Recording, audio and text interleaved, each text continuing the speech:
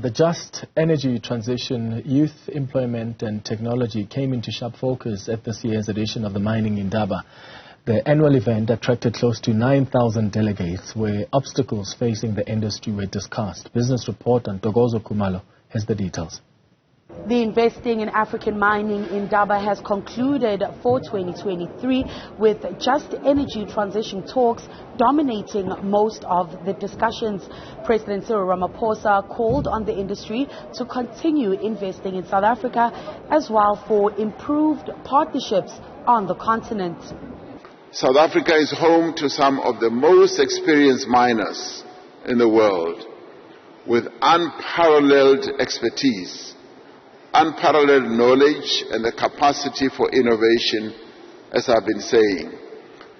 Just as we look to attract investment in mining to grow our economy and create jobs, investors will find South Africa continues to be an attractive destination for miners and associated sectors. The Minister of Mineral Resources and Energy, Gwede Mantashe, highlighted that it is vital for the just energy transition to be just for all, including workers and mining communities. I've said, just energy transition, first of all, must be just. And if it is just, it means that justice must be done, and justice must be seen to be done. Number two, it must talk about people, not numbers. Because if you talk numbers, you actually remove the human aspect of just energy transition. And it must talk about communities. Global miners also engaged on sustainable partnerships to ensure the industry's long-term growth. Meanwhile, there were deals and agreements that were struck over the days at the Indaba at the many breakaway sessions and private meetings.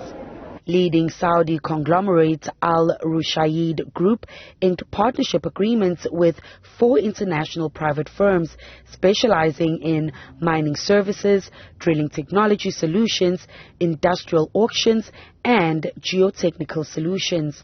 One of the world's leading mining companies, the Zijin Group, signed agreements to empower communities in Limpopo. Transnet also made some groundbreaking agreements with junior miners in the manganese space, adding that it's aggressively pursuing transformation. For some time, one of the critical enablers for emerging miners was that they find a facility where they will load their trains.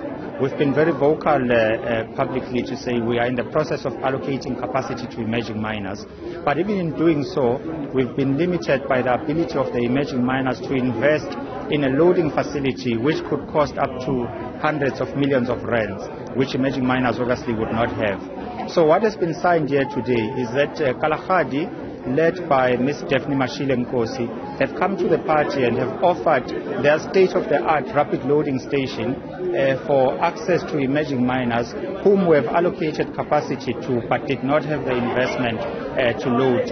Now we are looking at an investment that is north of 1.2 billion rands that Kalahadi has made into the facility that they are now opening up as a common user facility for use by multiple players in the mining sector. Meanwhile, the role of youth and women was also highlighted, with those partaking in the Young Leaders program highlighting how it benefited their careers. I've been trying, I don't want to lie. There is a development, but for some certain people, because I've been trying to apply for the bursary. I've been working for Anglo Gold Ashanti first, and secondly, I've been working. It changes to become a harmony. There were opportunities, but the opportunity for some certain people. That's what I can say, because I've been trying by all means until I've applied here CPUT and then I've got registered. I've started there. I've started on 2020 and 2021.